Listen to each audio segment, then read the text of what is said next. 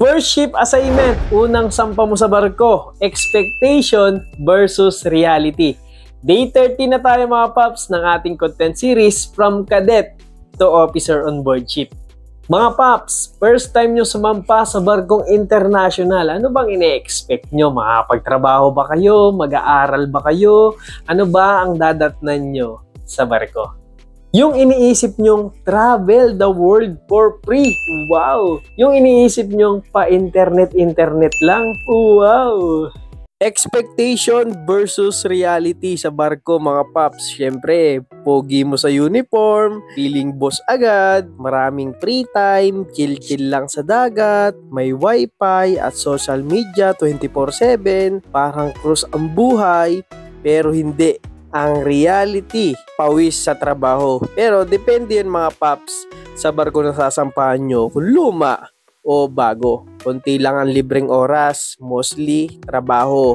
Lalo na kapag dikit-dikit ang puwerto. Wala o mahina ang signal. Depende ito sa company na sasakyan nyo mga paps. Kaya pag may nasakyan kayong may internet, swerte nyo. Kaya ang buhay dito sa barko mga paps, mahirap. Kailangan disiplinado at kailangan seryosohin nyo dahil yan na ang magiging buhay natin. Yan ang realidad sa barko. Ang may advice ko lang mga paps, huwag kang panghinaan ng loob. Part yan ng pagiging marino. Sa una mahirap pero dahan-dahan ma-adjust mo. Ang importante, maging matiyaga ka at bukas ang isip.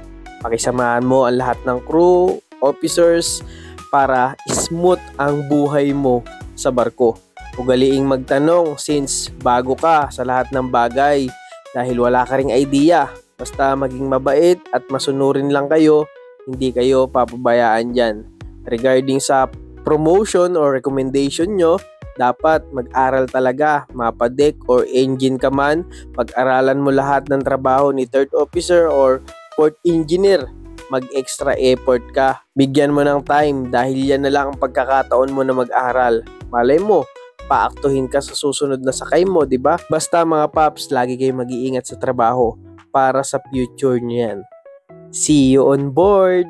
Follow nyo ako mga paps para sa ating Day 14 unang sakay tips, pag-adjust at pakikisama sa crew sa barko. Kung may mga katanungan po kayo, i-comment nyo lang po sa baba. Susubukan ko pong sagutin sa abot ng aking makakaya.